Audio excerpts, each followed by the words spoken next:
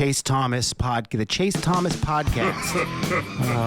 My nephew needs me to record. See, I already hate it. I hate it.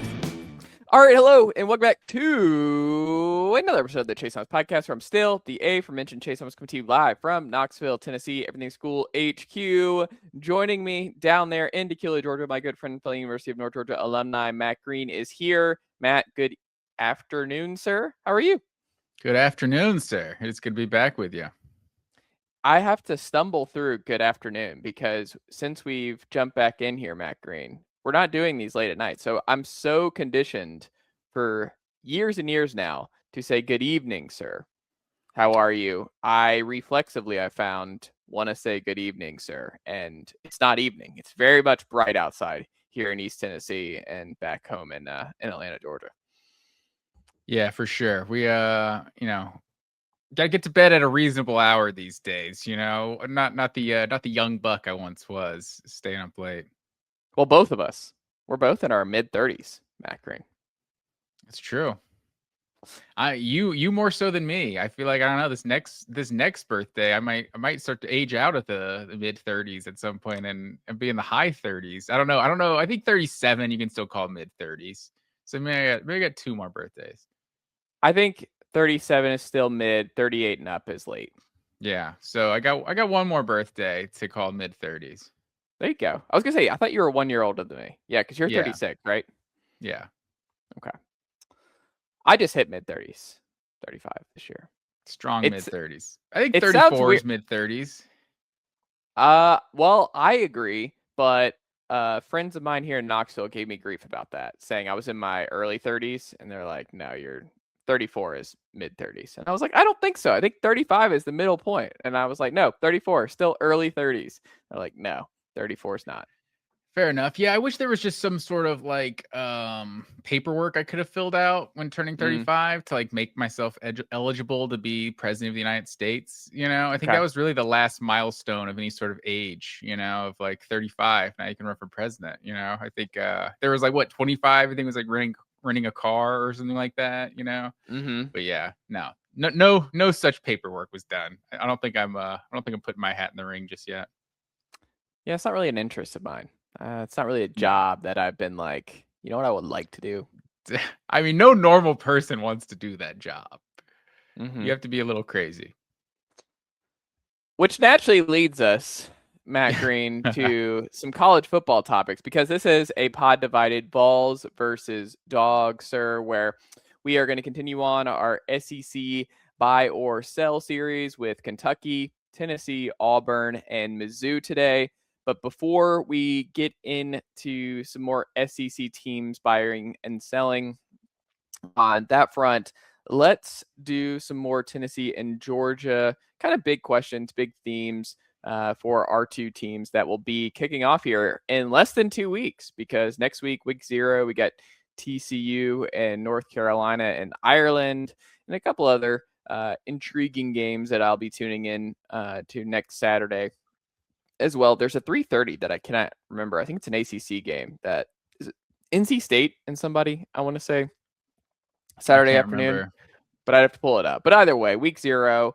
So we'll have actual football to watch next week. And then both Georgia and Tennessee, along with the rest of the college football world, are back the following week. So we're less than 2 weeks out, Matt Green. So on the Georgia front, we'll start with the Dogs, sir. Favorite sneaky MVP for Georgia could be who this year? Who do you have circled? I think NC State, Virginia might be the game you're talking about next week. That's what I'm talking about. Yep. MVP is an interesting word because obviously Gunnar Stockton is the most valuable, the quarterback and everything like that. And the wide receiver position is probably Georgia's biggest question mark, so.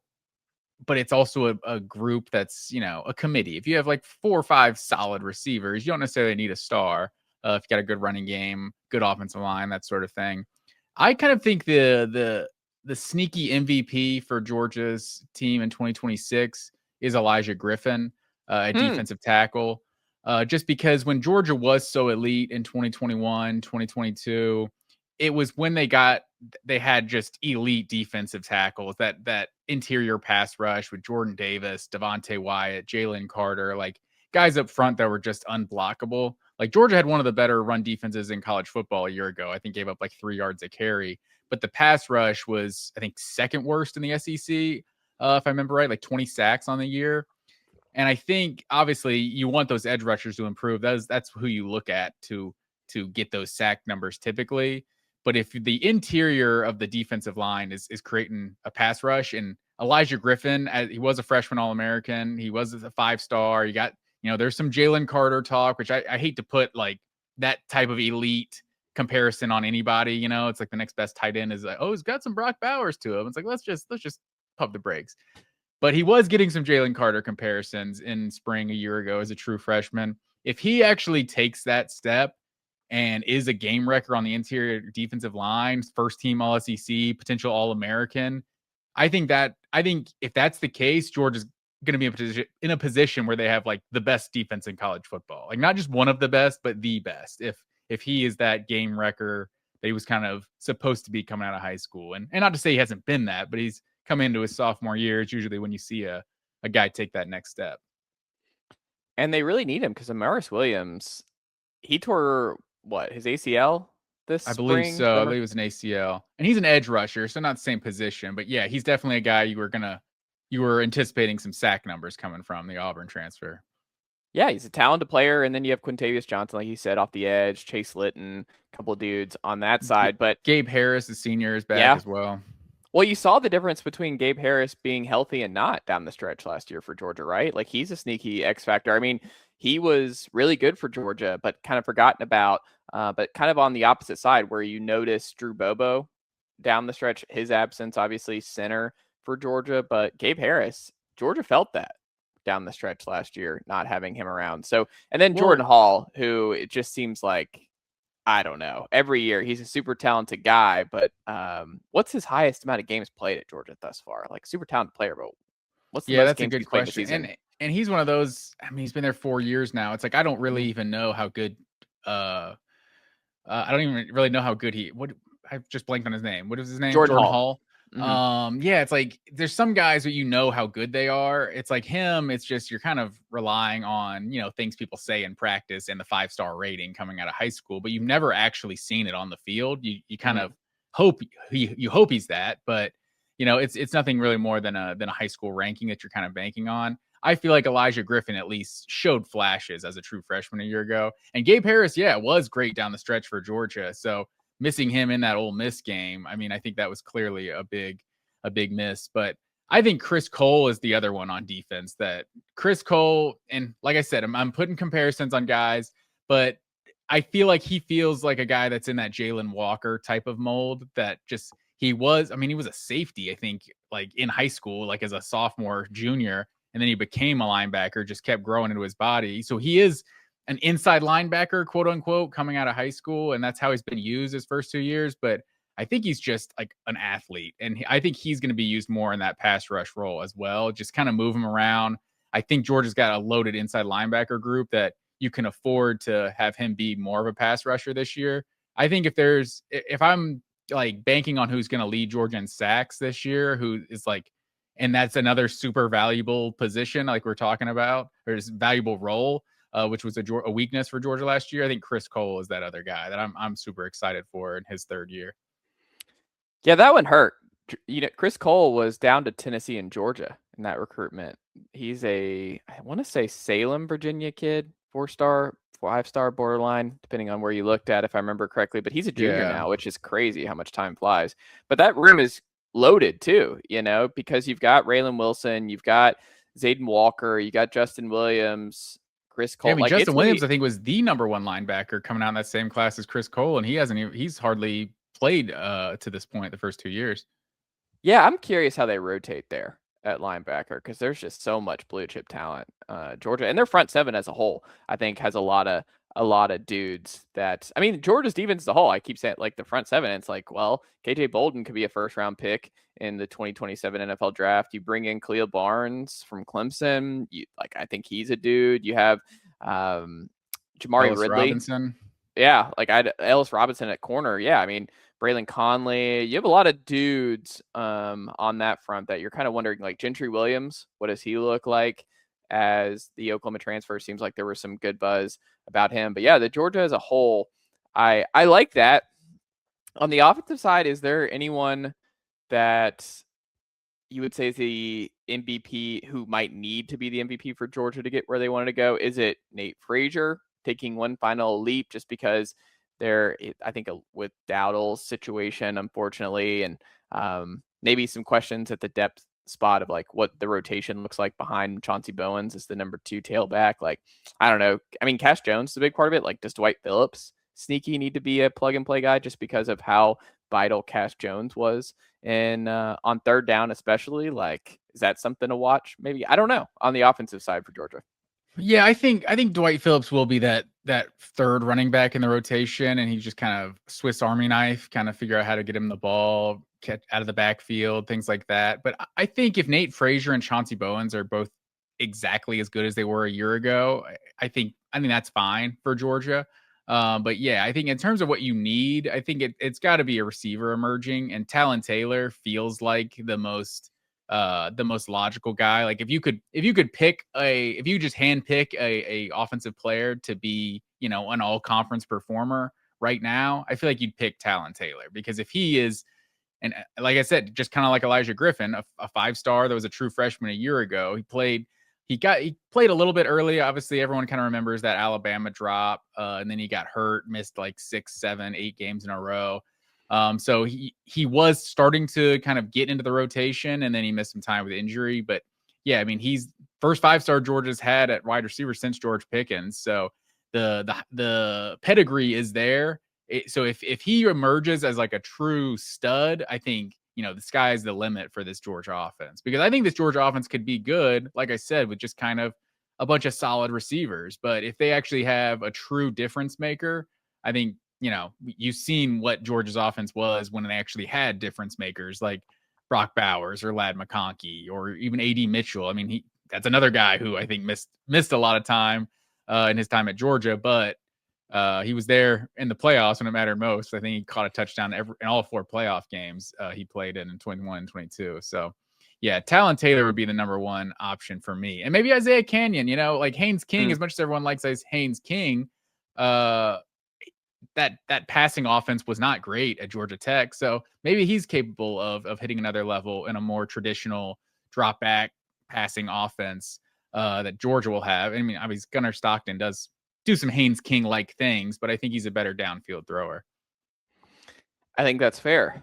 On the Tennessee front, Vols MVP that I think is a sneaky one that's probably somebody I've circled that I think needs to be the most important is probably Xavier Gillum, the redshirt sophomore transfer from Penn State and the interior. We're number 2 for the Vols. They're really thin. They have a lot of young blue chip depth with Ethan Utley, with Isaiah Campbell, JJ Finch, a couple other guys on that interior. But I think Xavier Gillum, because remember a couple of years ago, Omar Norman Lott, the Arizona State transfer, ended up being top 3 round pick by the Chiefs after his breakout year for Tennessee on the interior in 24 on that CFP team for Tennessee. He was a game wrecker, and he was someone who caused all kinds of havoc, because everyone thinks Leo and on the outside, right, as a pass rush and everything else.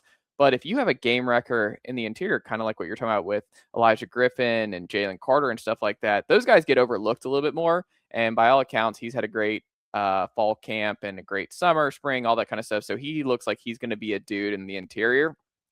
And I think they really need that, because without Chaz Coleman being that plug and play, big transfer Leo pressure guy available, you kind of are going to need that for somebody. Tyree Weathersby on one side, you could talk me into him being a big deal along, like just kind of a combo with Jordan Norman, the Tulane transfer. Looks like those might be your starting defensive ends for Tennessee, bigger guys than what you've seen Tennessee run the last couple of years. Like, there's not a James Pierce who's going to be in the rotation this year. And you think about the best pass rushes in the Heupel era, it's 23 and 24. And in 23, you had 2 elite edges with James Pierce, who broke onto the scene, was just unblockable. Across from him, though, was Tyler Barron, who ended up transferring to Miami and now I think is on the Jets and everything else. But those two were game wreckers on the outside. Like, it's just you put so much attention on one side, and it's like, all right, here comes Tyler Brown on the other side. So and then last in 24, it was a lot of the interior stuff because James Pierce, the numbers went down a little bit, but Omar Norman-Lott, you can make the case, was the best, I think probably the best defensive lineman on that team. So I've seen different iterations of Rodney Garner, who's just one of the best defensive line coaches in the sport. So I'm not really worried about it, but I do think if Xavier Gillum is a game wrecker and is kind of like that Omar Norman-Lott plug and play there, I think that's huge because I think they really need some pressure from the interior because I don't know if Norman and Weathersby are going to be kind of those big time sack pressure guys that you've had in the past. I think you're going to need it from the interior, and I think David Hobbs too in that mix. It would not surprise me if Tennessee's best pass rushers are actually on the interior defensively this year with Gillum and Hobbs. I think they have the highest upside of that group. So I don't know. I think if they have a great pass rush there, I think this defense can be pretty fascinating because I think they're set at linebacker. They're loaded there. They're, I think, really set in the secondary. They're thin-ish, I would say. But if all those guys are healthy, I think Tennessee secondary is going to be really good. Ty Redmond's back. He broke on the scene. You have Kayan Lee, who started a bunch of games at Auburn. Quay Moss, really good nickel player at Kansas State. I think he's going to be really good there. And then TJ Metcalf coming in from Michigan. I think he's going to be strong opposite of DeJuan Lane, Penn State transfer. So Tennessee should be solid across the board. But to me, it's like, hey, Xavier Gillum is a dude and looks like a top 3, top 2 round guy. Tennessee's pass rush might be a little bit better than I thought. They just need a couple guys to pop there to give the secondary and linebacker some breathing room there and to give opposing offensive line some problems. And I think they have that potential. So it's Xavier Gillum for me. Yeah, and I feel like the D-line is just always the most important part of the defense, whether it's like first and foremost stopping the run, like to make someone more one-dimensional. But I mean, a defensive line getting after the quarterback, it makes everyone on the defense looks better. It makes that back end look better. So yeah, that's probably the easy answer normally. Like if you can get a game wrecker on that defensive front, that changes the whole defense. And I mean, what Tennessee was near the bottom half in pass defense and rush defense a year ago, right? So they need to get back to that 2024 level, I think, to want to be able to get back into the playoff. Particularly the rush defense. The rush defense was the one that fell off a cliff last year that we had not seen in the Heupel era. I guess I should say the Rodney Garner, Tim Banks era. Yeah, they were 73rd in rush defense in 25. And I want to say, yeah, they were top 10 in 24. They were 21st in 23. They were 21st in 22. So, yeah, I mean, it was a huge drop-off. It was one of their biggest drop-offs in that regard in a long time. And I think with the linebackers in the front seven, I think they'll be better. They'll clean up a lot of that stuff. And Jim Knowles coming in there, one of the best defensive coordinators in the sport. So I think you should expect that rush defense to be better than a year ago. Yeah, I feel like with how bad the defense was a year ago, and then all of the Nico stuff in the offseason, like the fact that team went 8-5 last year should be a lot of confidence in Josh Heupel moving forward. That like that was kind of the bad year, was 8-5, and I think it's not guaranteed that they're going to be better this year, but I think and a true freshman potential starting quarterback, it's remains to be seen, but I think that's a huge step forward. I mean, you lived through the 20 teams and everything through those years. Like for 8-5 to be your bad year, that's a huge step forward. Yeah, seems like we're trending towards the Faison era being here before you know it. True freshman. Would he be the only true freshman starter this year? I guess Jared Curtis maybe. I think Jared Curtis is starting. I don't know every team right now in the SEC off the top of my head. Like I don't know who's Kentucky's starting quarterback this year. Kenny Minchie, the transfer from Notre Dame. Okay, so yeah, well, that's obviously not many big and Keelan Russell just announced the he's job. A redshirt freshman. Redshirt freshman, yeah. So yeah, that's probably is the only one. And I don't know. There's not a lot of guys that have had a lot of success. Like a guy as good as Matthew Stafford as a true freshman in the SEC. It was a different story than what is he, 15 years in the league at this point? I don't know. Finally getting the recognition he deserves. That's all I know. I've pounded on the table for years for Stafford. I'm so validated now these days. Well, I think A&M's had great success, obviously. Johnny Manziel, maybe the best true freshman quarterback this He was a conference ever. redshirt freshman too, wasn't he? Was he?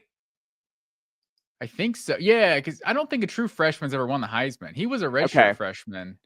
Him and Winston back to back, 2012, Okay. 2013. Well, I mean, Marcel Reed got thrust into the action as a true freshman, if I'm not mistaken. This is that year 3 right? for him. I want to say he was a true freshman, right? Okay. He probably didn't start game 1 though. I don't think that year. Yeah, I think he got thrust in. Let's see. How many years? Who was the other guy they had that he beat out that year? Was it Calzada? Was he still at Ooh, A&M at that point? I can't it's a, remember. it's a good question. It's so much change over the years that you're Calzada's like, played at like 4 college at this point, right? I think Where he's is after Calzada. Calzada? Calzada was at Incarnate Ward, and then he like transferred back. Wasn't he at Kentucky last year? I think he was at Kentucky. I was thinking. I can't remember. Yeah, Zach Calzada, Auburn, A&M, Kentucky, and Incarnate Ward, I want to say. Right now, Wasn't he a Lanier is he guy? at Kentucky right now?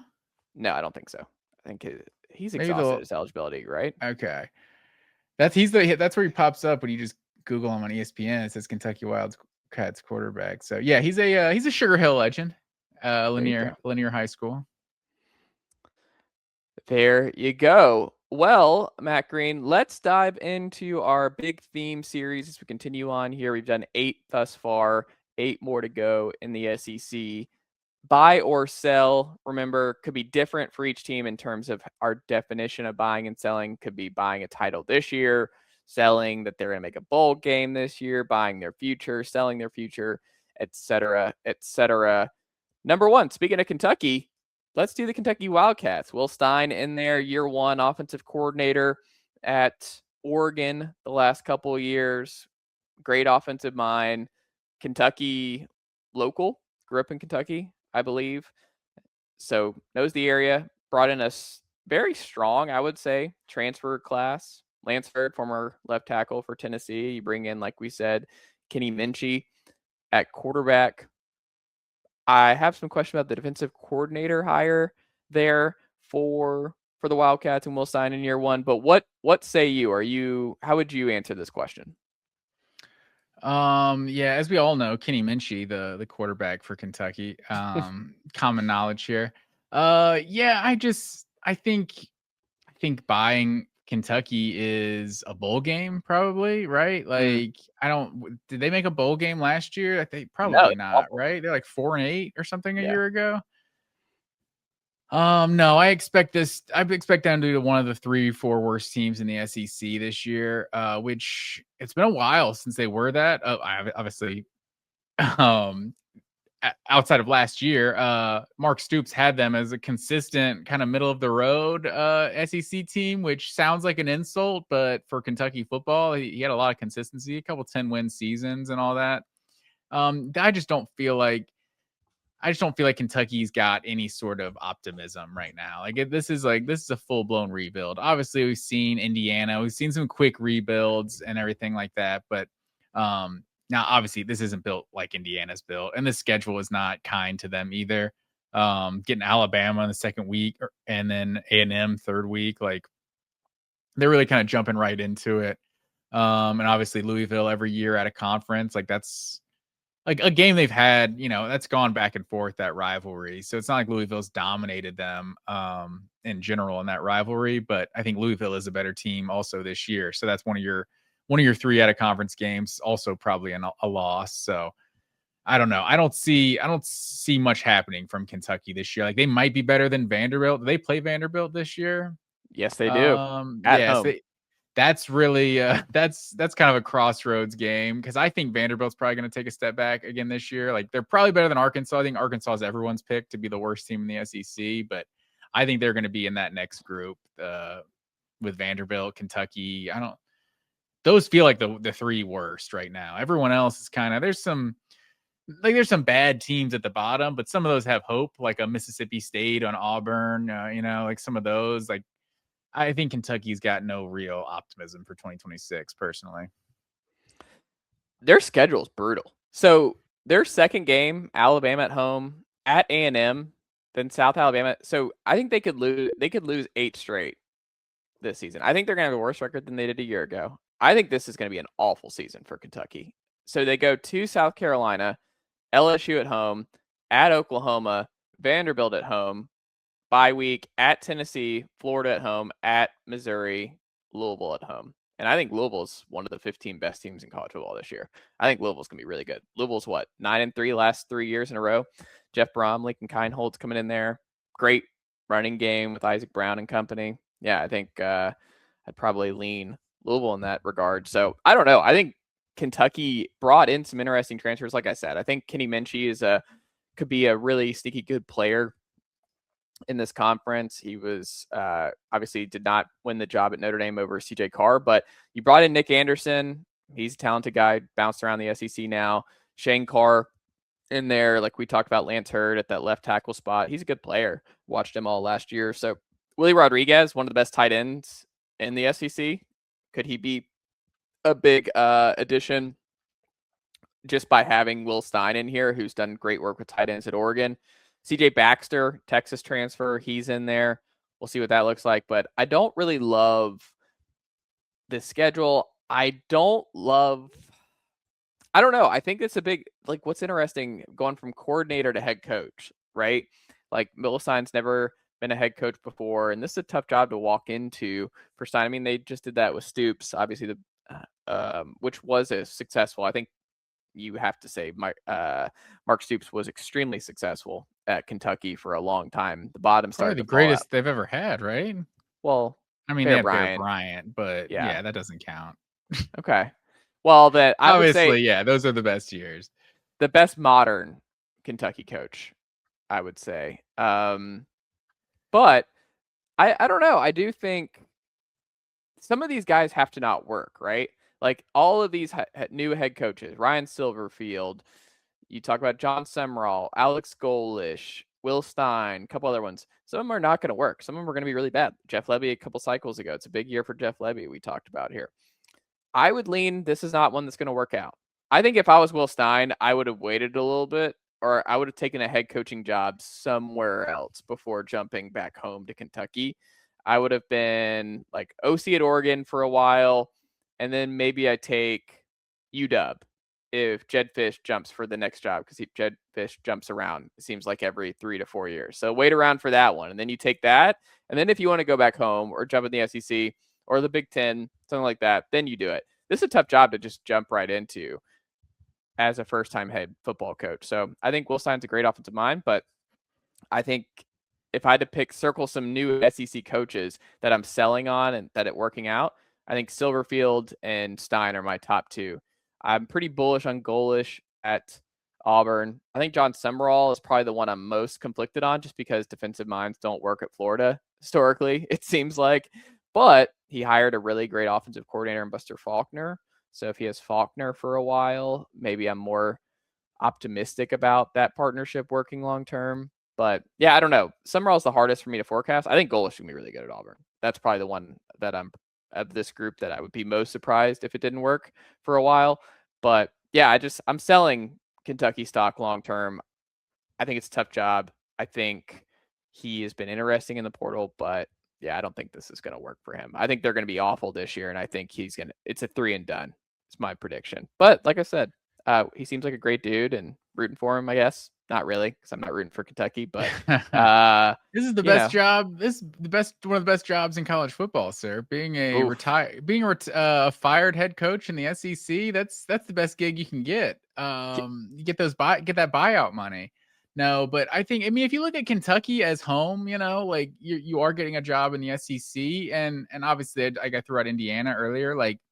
Indiana is kind of proof that, like, if you have everything behind you, like, you don't have to be some sort of powerhouse football tradition rich program. Like, just about anyone can win. I don't know if that's accurate, but like, if Indiana can win a national championship, like, are they literally the worst Power 5 team of all time outside of like maybe Vanderbilt or Northwestern or something? Like, they might be worse than Northwestern. Northwestern's made a couple Big Ten championships, but. So I don't know if you have, a certain, I think he played at Louisville, right? So I don't know if Kentucky's like his long-term vision, but if he looks at Kentucky at home as a home for him, like I could see, this being an attractive job. And I don't know. I think the jury's still out on it. Is it better to get a big time coordinator or to get a head coach at a lower level? I think the jury is still out on which one of those is the better route for long-term success. Because we've seen a lot of guys, come from being the coordinator at one of the top programs in the country to having immediate success. So, and we've seen a lot of these elite Power 4 guys, a Billy Napier for one, that have come to a big time SEC job and never had any success. So, it remains to be seen, but yeah, I think it's not a hot take to sell Kentucky long term for sure. Absolutely. But look, like I said, Will Stein seems like a dude, and I think he's a good offensive mind. I just think Kentucky's hard, and I'm usually going to bet against Kentucky football working out. Yeah, that's historically. That's fair. Yeah. But I also like John Summerall played linebacker at Kentucky. That's the one where I'm like, are y'all sure y'all shouldn't have gotten together this offseason? Like, that just is one where, because it seemed like it was more of an Auburn or Florida thing for Summerall, but I don't know. Just if you were to be like, man, go back home, you get a lot more time, a lot less pressure than at Florida. Obviously, you have national title expectations at Florida, not at Kentucky. But yeah, I don't know. That's one I've circled that I wonder if those two 5 years from now look back and they're like, yeah, this should have been the partnership, but we shall see on that front. Tennessee, Matt Green, this will be interesting. Buying or selling the Vols in 2026 and beyond. How would you answer this? So what is the definition of buying Tennessee right now? Like that they're better than 8-5 from last year? Well, I think part of it is like we're going into year 6. You kind of wondered about where Heupel stood on the hot seat side of things, and I think Heupel is in really good shape across the board. It would take a disaster this season for it to kind of get a little scary for Tennessee, or for Heupel rather. But I think you can look at it as like, are you buying Heupel long term, or are you buying just kind of where Tennessee is going, where they'd be a playoff team twice in the Heupel era if there was a 12 team in 2022.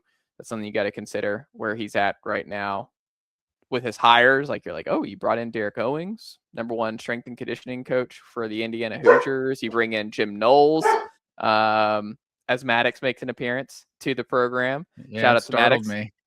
I saw that on there. You're like, oh, but no, damn good dog. So Khaleesi's still not making an appearance on this one, but we shall see. She's deep sleep. But yeah, I think Faison Brandon, if he's your starting quarterback as a true freshman, that potentially, if he works out, that's a 3-year starter for Tennessee, a 5-star best quarterback in his class. Like, what does that mean? David Sanders for the next 2 years as your linchpin left tackle, 5-star big name. David Gabriel George coming in, bursting onto the scene in game 1 for Baylor, where all the national folks were like, who is this man? And is he a cross between Derrick Henry and Todd Gurley? Because there is a lot to like about both. Derrick Henry, I think you have to have ridiculous size to be Derrick Henry. What's he? Well, I think part of the Derrick Henry thing, he's not the same size, but the strength and it's the way he's like impossible to bring down at the high school level, where it's just he's bouncing off dudes, and you're just like, I don't know how you bring this guy down, and it just seems like it really hurts to try and tackle David Gabriel George at Baylor. So to say that I'm not super excited would be an understatement for the David Gabriel George era kicking off here in 27. We haven't even started 26, Matt Green, but man, this is I can't wait to watch this man just pulverize SEC defense for the next couple of years. So as you can see, I'm buying Heupel and Tennessee football stock over the next couple of years. But what say you? Yeah, I think and just in that one game, he had several highlight runs. He looks like an absolute beast. He's the #2 ranked running back, right? Behind the Georgia commit, who I'm blanking on right now. You can't dunk on this if you're not even remembering the name. It's come on, Spell. Come on, Spell. He's #1, right? I think most people. Yes. But yeah, I mean, he looks like a baller. I'm not hating on him. I was hating on him when you texted me the other day just to be a Georgia fan. But yeah, I think the way Tennessee is just kind of we're talking long term, the way the administration is kind of backing Heupel and everything. Like, and the way they're spending money in NIL, like I don't think I'm definitely not selling Tennessee long term. In terms of 2026, I think I was just talking about how 8-5 kind of appeared to be the floor, but the 9-game SEC schedule, the true freshman starting quarterback, they could take another step backwards in 2026 and it not be surprising, especially if the defense isn't taken care of in 2026. But Jim Knowles is a massive hire on the defensive side of the ball. So I'm definitely buying Tennessee long term to be a team that should, contend for the playoff for the next 3, 4, 5 years. But I don't think 2026 is the year for Tennessee, just because as good as Faison Brandon is. Also, I mean, I don't know if it's anything post-COVID, but it seems like 5-star quarterbacks are not hitting at the same rate that they once did. If you look at the class of 2021, 22, 23, it seems like there's, for whatever reason, maybe it's just those specific classes, there's just have been a lot of guys that are just have not been great program changing players.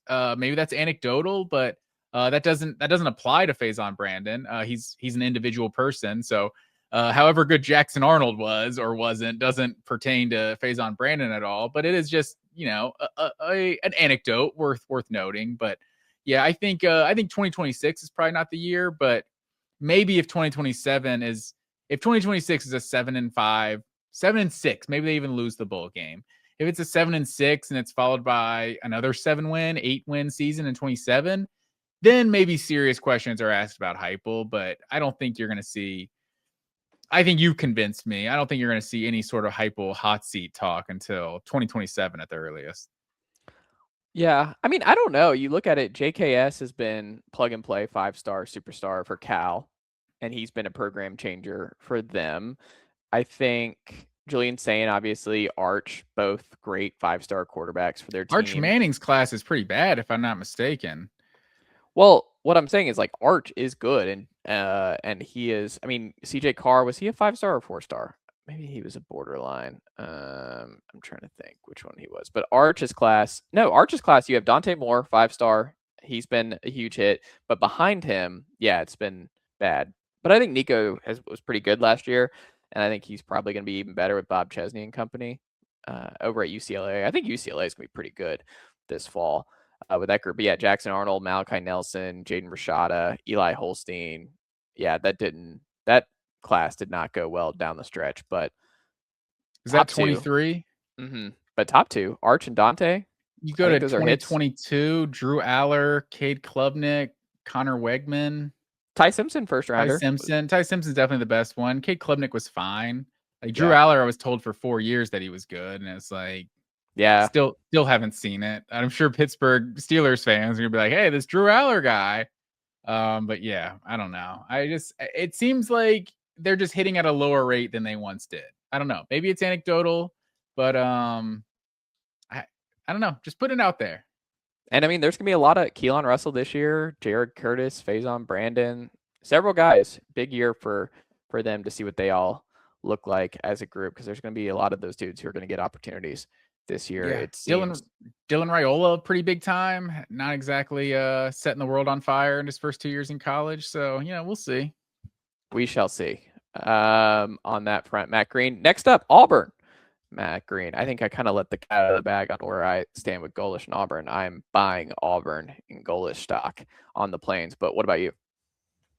Yeah, we're talking long term. I think Golesh is a really good hire. I guess even in the short term, I think Hugh Freeze, I just feel like it was just like a dumpster fire the whole time. Like I know it's just one game, but like going back to that Georgia game, and don't get me wrong, there was some questionable officiating in that Georgia game. So there was things that Auburn could be mad about. But I just go back to that halftime interview we had at that Georgia game was just like, it sounded like you were interviewing like one of our dads on the couch about how mad they would be at halftime of that game. It's just like not the composed way of a guy who's supposed to be leading 85 men out for the second half. Like, and you saw the stats. I was actually watching that Georgia Auburn game recently. And it was something like they literally had like 35 yards after that controversial goal line fumble play, like the last 2 quarters of the game. Like they did nothing. And you can't convince me it's not the leadership of Hugh Freeze that just kind of derailed their entire team. So there is talent in Auburn, and obviously bringing in Byron Brown year 1 with Golish, bringing him along from South Florida. Like I think that'll definitely be nice to have. I don't know if Byron Brown is, top half of the SEC in terms of quarterbacks. Like I think it's just a bunch of really solid quarterbacks in the SEC, but I feel like you just know what you're getting, that he's not going to be a bad quarterback.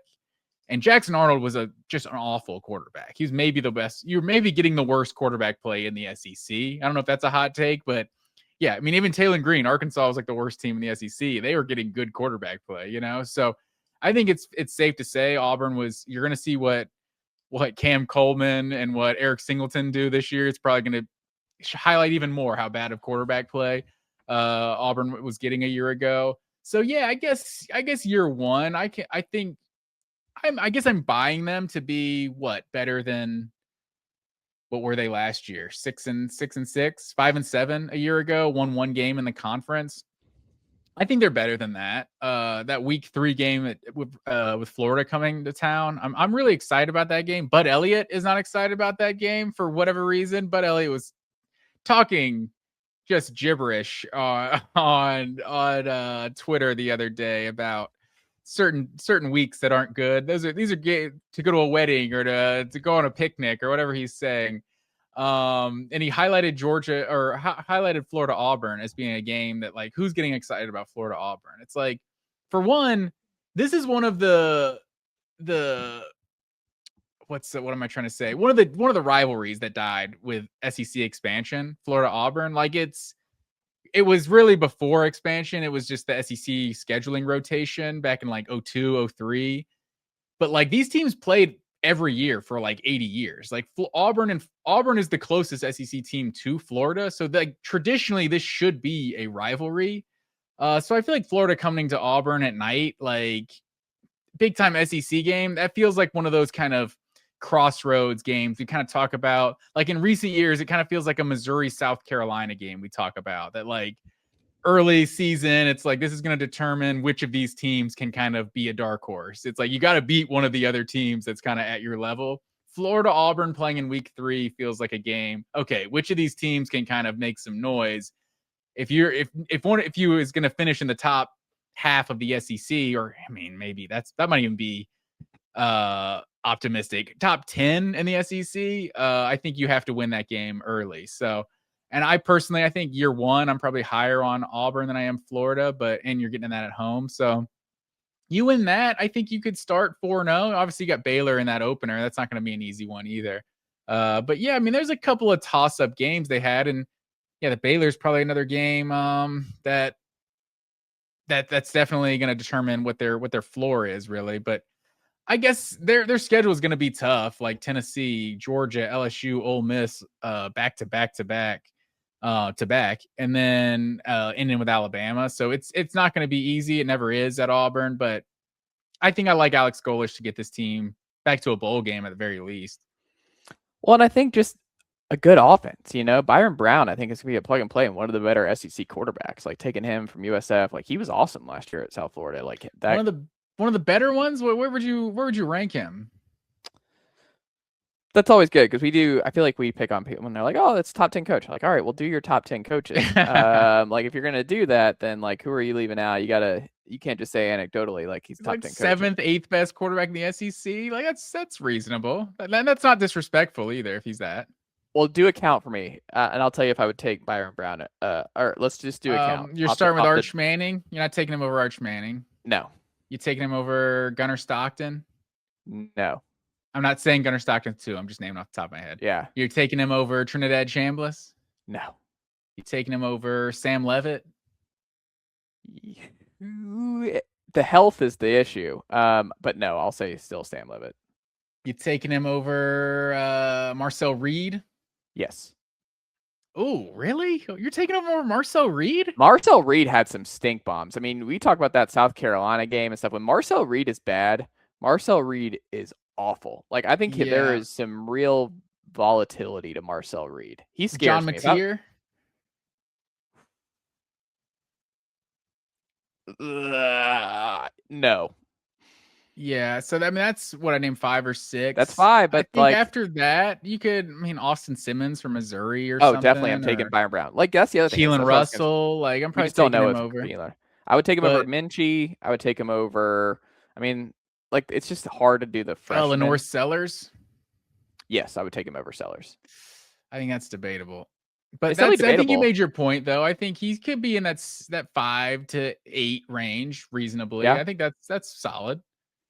And they got, I mean, I like what he did in the portal and everything else, and he's just doing all the right stuff. You know, it seems like when you watch every new update about how Golish has integrated himself into Auburn, it just seems like he's doing all the right stuff. And yeah, I'll be rooting for him as a former Tennessee guy. What about dude from Mississippi State, Jamario Taylor? You taking Kamario Taylor? Kamario Taylor. Yeah, I think he's really good too. I think those guys are going to be balling out. I am a Kamario Taylor guy, but I would say Byron Brown just more proven stuff. So for this year alone, I would take Byron Brown. Okay.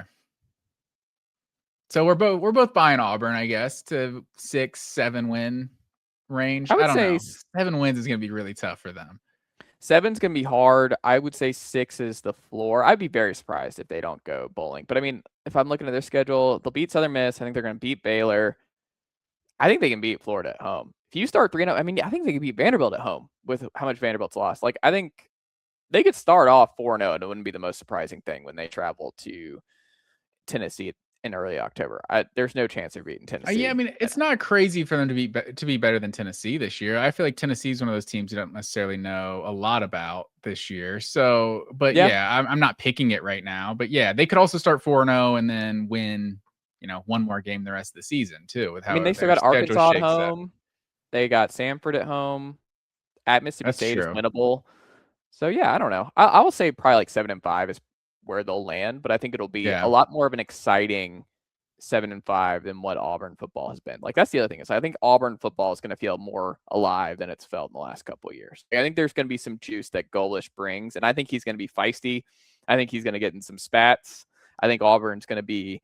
I mean, I think the best part about Auburn this year is not just the Byron Brown part of it, but I think they have got some dudes at tailback. They've got the most. I would say Auburn has the most underrated running back room in the SEC this year. Jeremiah Cobb, Bryson Washington, and Davenport from USF. Like that is a heavy 3-headed monster, 2 transfers.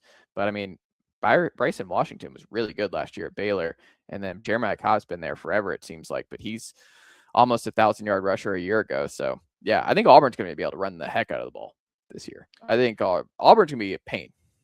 With all due respect, the best part about Auburn football this year is that Hugh Freeze is not your head coach. Like, it's just nothing good about Hugh Freeze being your head coach. Like, that was just a toxic, 2 years? Did you only make it 2 years? Harsin? That was 3, wasn't it? It was 3. Harsin made it 2 years? Yeah, Harsin, I feel like, was 2. I think Hugh got 3. That's been an awful 5 years. They thought Gus Malzahn was bad. They need to get back to that. That's true. Final one here, Matt Green. Let's hit on Mizzou, sir. I am selling a lot of Mizzou stock this year and beyond. What about you? I don't know. So Austin Simmons, I think because of Trinidad Chambliss, we're kind of treating Austin Simmons as if he's terrible. It's like this guy was behind Jackson Dart and then Trinidad Chambliss. So like you're behind 2 really, really good quarterbacks. So that doesn't mean you can't play. He obviously didn't look great early on and then had the injury issues. That's what kind of opened the door for Chambliss to begin with. But I mean, I think Missouri's probably the most underrated program in the SEC in recent years. Like they're kind of treated as if they're a bottom feeder. And it's like, this team's been one of the more competitive teams in the SEC the last 3 years, like 2 double-digit win seasons. And then, a bad year of 8-5 last year. So like, that's a damn good bad season, when you're talking about Missouri. So you look at this out of conference schedule. I don't know much about Kansas this year, if I'm being honest. So maybe they're solid. I'm glad that rivalry is being played again.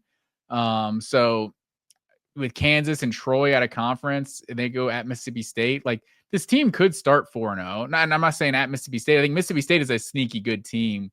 One of the better, they 5-7 last year? One of the better 5-7 teams in college football. How many close games they lost last year. But I think Missouri, what are we selling here? Is that they're ranked 25th. They're gonna finish ranked. If that's where the line is on Missouri, I'm probably selling that. Like the most recent news of Ahmad Hardy that he's not going to be healthy until maybe October now. It's looking like, and after his off field incident, I guess, for lack of a better term. I guess if we're thinking does this team finish ranked where they currently are, I'm probably selling. Looking at the schedule, A&M at Ole Miss, they got Texas at Georgia, Oklahoma in the season finale. Like it's hard to see, and I skimmed over a couple that could be losses early on, like September, October too. I would be surprised if this team's winning 8 games. Like 8-4 Missouri's probably finished ranked, but I don't see that happening. So I'll say I'm selling Missouri, even though Austin Simmons, I'm not selling Austin Simmons yet. Like I'm not saying he's going to be great or anything, but I wouldn't be surprised if he's good. And maybe they're decent enough, lose 1 game or so without Ahmad Hardy, and then maybe you can kind of right the ship because he was an absolute workhorse a year ago. But yeah, I guess I'm probably selling that this team finishes ranked. Maybe a bowl game though. I think Probably a bowl game. I think this is the worst season Eli's had since his first year, where they went 5-5 in 2020. I think they're going 5-7 or 4-8. This schedule is not good. The Ahmad Hardy stuff just sucks, and I hate it for him and the team. Like he's the best tailback in the conference, and I just hope he comes back healthy and we get to see him sooner rather than later because he's a joy to watch. But part of the reason I'm selling is that I'm also selling that you've already seen the best of this program under Drinkwitz. I think 23 was the peak. 11-2, like they gave Georgia problems in Athens that year. They beat the living hell out of Tennessee at home down the stretch. Like that team was really good. You could argue that was where would they be? The top 3 in the SEC that year, somewhere in that. I think they went to beat Ohio State in the Sugar Bowl or something that year, or Cotton Bowl. They were legit. Like that Mizzou team was legit on both sides of the ball. Blake Baker was the DC then, now at LSU. Like I just think we've already seen the best version of Mizzou. And if I'm just the college football matchmaker this offseason, like if I'm North Carolina, we're getting Eli Drinkwitz immediately. Like that's Eli. I'm taking that. You already coached over there at Appalachian State for a long time. Like let's get Eli over to UNC where I think he would flourish. And I think that's much better fit for him potentially. Get him over there. Like that's something I would see, but I just don't think Eli's long for Columbia is my guess. So I'm selling the program. I think they're going the wrong direction. I think they peaked in 23. They were still really good in 24, but still not as good. They were down last year, and I just think we're on the downward turn for them. Like I don't think they're getting back to that 11-2 type of season anytime soon. So I'm selling Mizzou stock. I think it's going to get a little rough here this year, and then we'll see what it looks like in 27. But yeah, I'm expecting a rough year for the Tigers. Yeah, and I'm not trying to put anyone on blast. I think I've never made a top 25 poll for the AP, but I have no idea how they got into the top 25. I'm not really sure who's excited about Missouri going to 2026. That was just kind of shocking when I saw it, to be honest. Yeah, I definitely would not have put Mizzou in my top 25. They would not be in my top 25. But yeah, I don't see it. I think this is a down year for Mizzou, and the schedule gods did not like them, giving them Texas and Georgia back to back.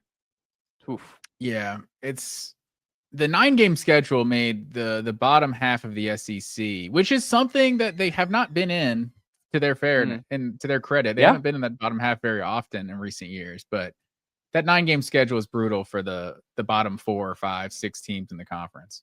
And I wouldn't be surprised if they're the 12th, 13th team in the SEC this year. That's fair. Well, that's all I've got. Matt Green, who do we have left here in our Final Four? Vanderbilt, I want to say. We got Vanderbilt off the top of my head. We've got Arkansas. Do we have, let's see. I'll leave that to you. Yeah, I'll go through it. I'll figure it out. But yeah, we got a couple more to go here, but that was fun. What can the good folks check out from you over at Voice of Georgia College Football this week? Yeah, 7:00 Eastern every Monday. So check us out. We'll be talking Georgia football. Not exactly sure what our topics are for this week, but you'll have to tune in live. Jump in the comments, ask us questions, and we'll respond to you. So yeah, Georgia Voice of College Football. Check out me and my co-host Bo Underwood. There you go. Matt Green, always a pleasure, and I'll talk to you again next week. Yes, sir. Nicely done, nephew. The Chase Thomas Podcast.